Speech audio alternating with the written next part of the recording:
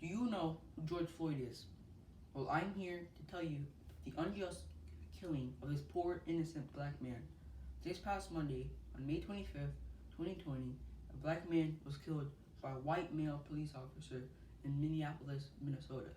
The innocent, unarmed, non-resistant man was George Floyd, and at the age of 46, he was being arrested for allegedly trying to use a counterfeit $20 bill, which he was ultimately killed for. Who deserves to be killed over a fake $20 bill? Nobody.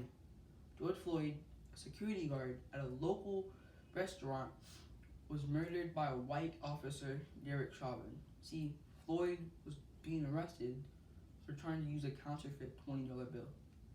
I'm personally angered by this. We are in the middle of a pandemic. What if this was Floyd's only means to feeding his family? What if he didn't even know the bill was fake?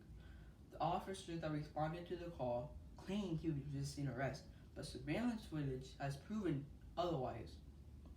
This cruel and heartless officer, Derek Chauvin, put his knee in a man's neck who was not resisting arrest and kept it there for over 7 minutes, resulting in the murder of George Floyd. What sense does that make? It doesn't. The people have been so profoundly enraged that even celebrities have acknowledged his crime.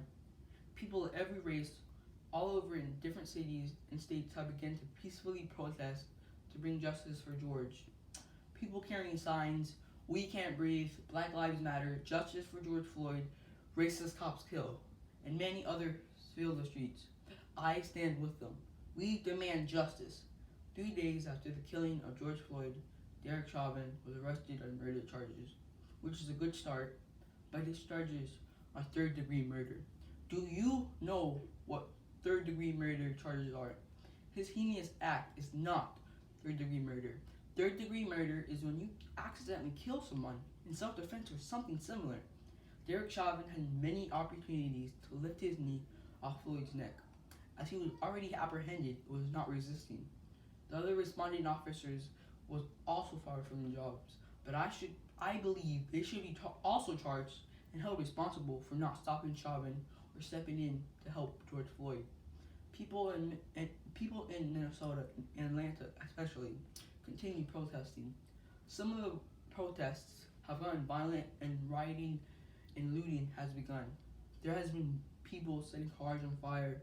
Even the Minneapolis police precinct was set ablaze. Store windows are being busted and looters fill the store, taking whatever they can get their hands on. People think that this is the only way to get through to the government, to get justice for George Floyd.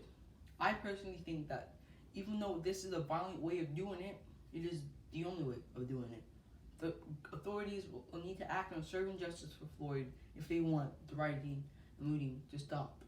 This type of treatment and harassment has been going on since the beginning of mankind. Why must it be like this? Why does our skin color or our sexuality or religion matter? See, it doesn't, or at least it shouldn't. It sickens me to see this stuff in the news and on social media. It frightens me because I'm also one of color.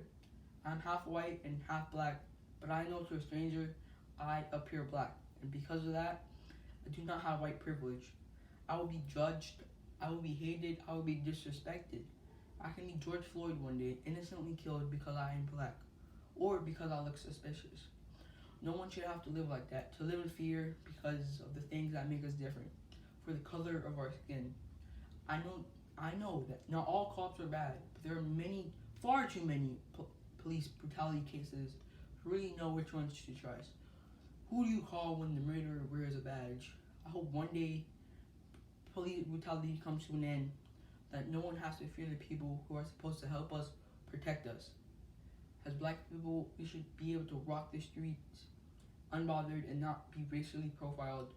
I hope justice is given for George Floyd and all the innocent black lives that have been taken. All lives can't matter until Black Lives Matter.